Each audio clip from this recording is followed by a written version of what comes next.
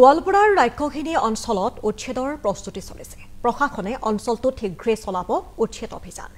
গাঁওখনৰ 180টা পৰিয়ালৰ 55টা পৰিয়াললৈ জাননী প্ৰেৰণ কৰিছে প্ৰশাসনে। আৰু আতংকিত হৈ পৰিছে তাৰ পাছতে গাঁওবাসীয়ে গাঁওখনত বাস কৰি আছে কেইবাটাও সম্প্ৰদায়। হাজং, কোচ, ডালু, বানাই, গাৰো লোক আছে গাঁওখনত।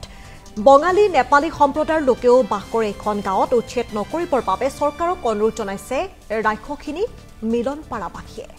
আৰু প্ৰশাসন ইতিমধ্যে সাজু হৈছে উচ্ছেদ অভিযানৰ বাবে। বহুকেইটা সম্প্ৰদায়ে এই অঞ্চলটোত বসবাস কৰি আছে আৰু প্ৰশাসনলৈ তেওঁলোকে অনুৰোধ জনাইছে যাতে উচ্ছেদ কৰা নহয়। মোৰ কথা হ'ল কি, আমি যে এই ৰাক্ষসিনী মিলনপাৰাত যে বসবাস কৰি আছো, আজি ধৰক 50-60 বছৰ পুৰণিৰ কথা। ৰাক্ষসিনী অঞ্চলত বন বিভাগে উচ্ছেদ কৰিব, এটা আমি সকলোৱে অৱগত।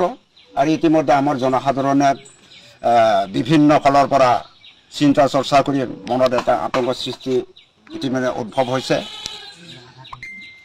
যাৰ ফলে আমাৰ এই মিলনপাৰাত উত্তৰ ছাইডটো সম্পূৰ্ণ আমাৰ পূৰ্ববংগীয় মূলৰ জনগোষ্ঠী মানুহ।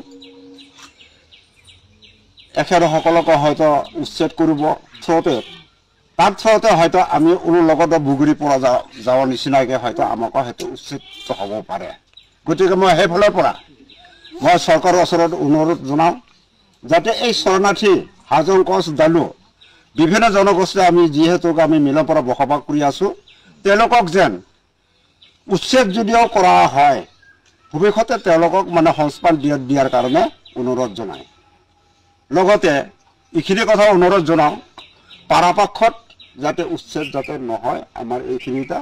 তাৰ কাৰণে মই মহোদয়ৰ ওচৰত আমাৰ গাঁৱৰ ৰাইজ হিচাপে, মুৰব্বী হিচাপে মই আপোনালোকক মই অনুৰোধ প্ৰাৰ্থনা জনাইছোঁ।